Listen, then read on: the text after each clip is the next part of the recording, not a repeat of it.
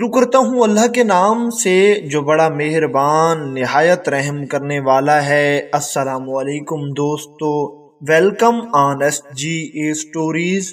دوستو، چشم عالم نے ایک ایسا بزرگ بھی دیکھا ہے جس کی اللہ تعالیٰ سے خوب دوستی تھی۔ اللہ تعالیٰ کی عبادت میں ہر وقت مشغول و مصروف رہتے تھے اور آپ کا نام حضرت عبداللہ بن زید تھا۔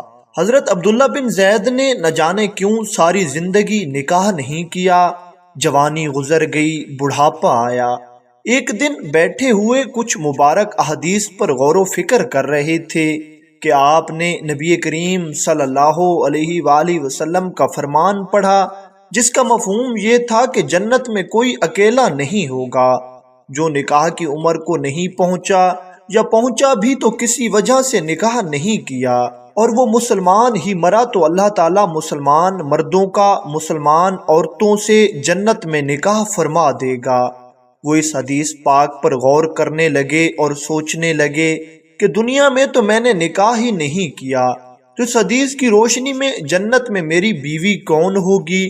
حضرت عبداللہ بن زید اسی وقت دعا کرنے لگے کہ یا اللہ، مجھے دکھا تو صحیح کہ جنت میں میری بیوی کون ہوگی، کون جنت کی ساتھی ہوگی، میں یہ جاننے کے لیے بڑا بے چین ہوں۔ پہلی رات آپ کی دعا قبول نہیں ہوئی، دوسری رات پھر دعا کی لیکن پھر بھی دعا قبول نہیں ہوئی، تیسری رات پھر دعا کی۔ اسی رات آپ خواب میں دیکھتے ہیں ایک کالے رنگ کی عورت آپ کو نظر آتی ہے۔ اس کالے رنگ میں بھی عجیب ملکوتی حسن تھا اور وہ عورت مسکراتے ہوئے کہتی ہے، میں حضرت بلال حبشی کے دیس کی میمونہ ولید ہوں اور آج کل بصرہ میں رہتی ہوں۔ پوشیدہ اسرار حل ہو گیا۔ عبداللہ بن زید کی اسی وقت آنکھ کھل گئی۔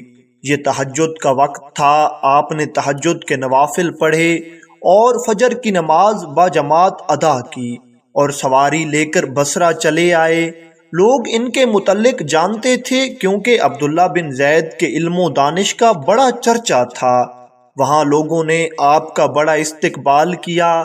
آپ نے لوگوں سے پوچھا، یہاں کوئی میمونہ ولید بھی رہتی ہے؟ لوگوں نے بہت حیران ہو کر پوچھا، حضرت آپ اتنی دور سے محض میمونہ ولید سے ملنے آئے ہیں؟ آپ نے اس بات میں سر ہلا کر فرمایا، کیوں، میں اس سے نہیں مل سکتا؟ ایک نے عرض کی، حضور آپ اسے کیسے جانتے ہیں؟ حضرت عبداللہ بن زید فرمانے لگے، اس بات کو چھوڑو میں اسے کیسے جانتا ہوں، بس یہ بتاؤ کہ یہاں کوئی اس نام کی عورت رہتی ہے؟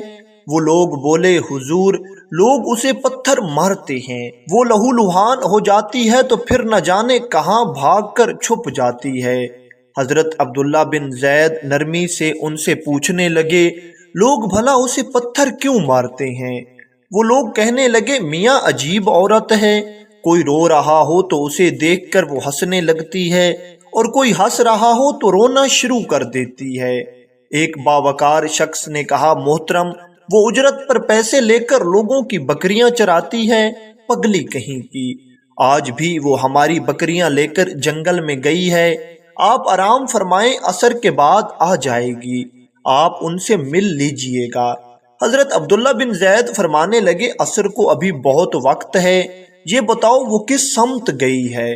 لوگوں نے سمجھایا کہ حضور جنگل نہ جائیں، بہت خوفناک اور گھنا جنگل ہے، آپ نہ جائیں، تھوڑی دیر بعد وہ خود آ جائے گی تو آپ اس سے مل لیجئے گا، کیونکہ وہ بکریاں لے کر ایک جنگل کی طرف گئی ہے۔ حضرت عبداللہ بن زید فرمانے لگے، تم صرف یہ بتا دو وہ کس طرف گئی ہے، میں خود ڈھونڈ لوں گا۔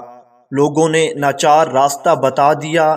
ایک دو تو ساتھ جانے کے لیے تیار بھی ہو گئے۔ آپ رحمت اللہ علیہ جوں جوں جنگل کے قریب آتے گئے، جنگل خوفناک اور گھنا ہوتا چلا گیا۔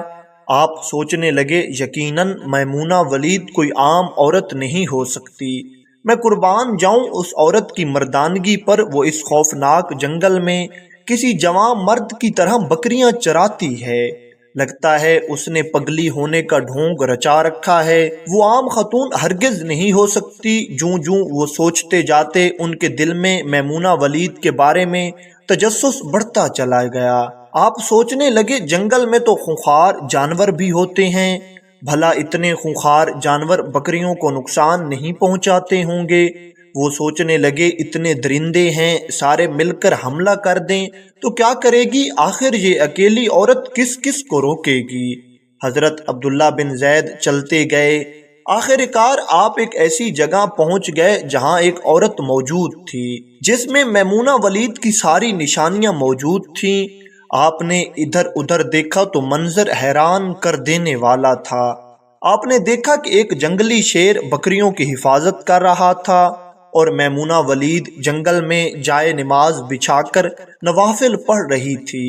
یقیناً بکریاں چرانا تو بہانہ تھا، اس کا مطلب تھا لوگوں سے کنارہ کشی، عبادت کے لیے وقت نکالنا۔ عام لوگ یہی سمجھتے تھے کہ یہ سارا دن بکریاں چراتی ہے، لیکن میمونہ ولید بکریاں نہیں چرا رہی تھی، وہ تو نماز پڑھ رہی تھی، وہ تو اللہ کے حضور سر بسجود تھی۔ آپ کے دل میں خیال آیا پھر بکریاں کون چرا رہا ہے؟ بکریوں کی تو فطرت ہے کہ وہ ایک جگہ نہیں رکتی، کبھی ادھر جاتی ہیں تو کبھی ادھر جاتی ہیں۔ آپ فرماتے ہیں کہ میمونہ نماز پڑھ رہی تھی اور شیر بکریاں چرا رہے تھے۔ بکریاں چر رہی تھیں، شیر ان کے ارد گرد گھوم رہا تھا۔ عجیب منظر تھا کہ اگر کوئی بکری بھاگتی تو شیر اسے پکڑ کر واپس لے آتا، لیکن کہتا کچھ بھی نہیں تھا۔ حضرت عبداللہ بن زید حیران و پریشان کھڑے تھے کہ یہ کیسے ہو گیا ہے۔ ابھی آپ حیران کھڑے ہی تھے اور میمونہ ولید کو تک رہے تھے کہ ایک شیریں آواز نے آپ کو چونکا دیا۔ آپ رحمت اللہ علیہ کو یہ بھی پتہ نہیں چلا کہ کب میمونہ ولید نے نماز ختم کر دی اور اب وہ آپ سے مخاطب تھی۔ آپ یہ سن کر حیران رہ گئے کہ اس سے پہلے تو کوئی ہماری ملاقات نہیں ہوئی، تو پھر میمونہ ولید کو میرا نام کیسے پتہ چل گیا؟ اور آپ پوچھنے لگے اس سے پہلے ہمارا کوئی رابطہ نہیں ہوا، تو میرا نام آپ کو کیسے پتہ ہے؟ حضرت میمونہ ولید نے مسکرا کر کہا، عبداللہ جس رات کو تجھے میرے بارے میں اشارہ ملا اسی رات خواب میں مجھے آپ کے خیالات آشکار ہو گئے تھے۔ حضرت عبداللہ بن زید نے حیرانگی سے دریافت کیا، جس چیز نے مجھے سب سے زیادہ حیران کیا وہ یہ تھا کہ جانوروں کی فطرت کیسے بدلی۔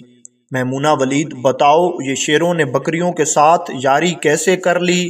یہ تو شیروں کی غذا ہے، اگر شیر بکریوں کے ساتھ یاری لگا لیں تو کھائیں گے کیا؟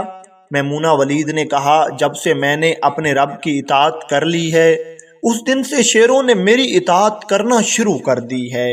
جب سے میں نے اپنے اللہ سے صلح کی ہے اس دن سے شیروں نے میری بکریوں کے ساتھ صلح کر لی ہے، اور کہنے لگی میری التجا ہے کہ آپ دوبارہ یہاں کبھی نہ آنا اور کسی کو میرے بارے میں کچھ نہ کہنا۔